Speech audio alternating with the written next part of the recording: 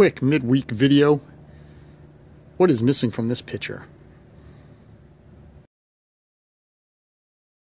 That's right, the RJ25 is no longer in the shed.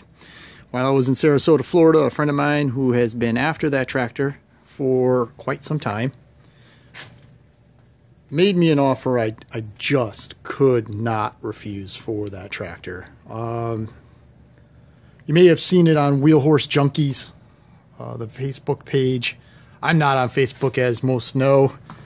A lot of people have been telling me I need to be on Facebook, but I just haven't done it. But it was all over Wheel Horse Junkies page, I guess, a couple of the Wheel Horse tractor forums that the 25 project was sold. I did very well on it. I was very happy with the sale. I couldn't complain. I believe the buyer was very happy with the sale itself also. So that's opened up a new space. I have a little more room in my shed, as you can tell. Who knows? Something may be coming.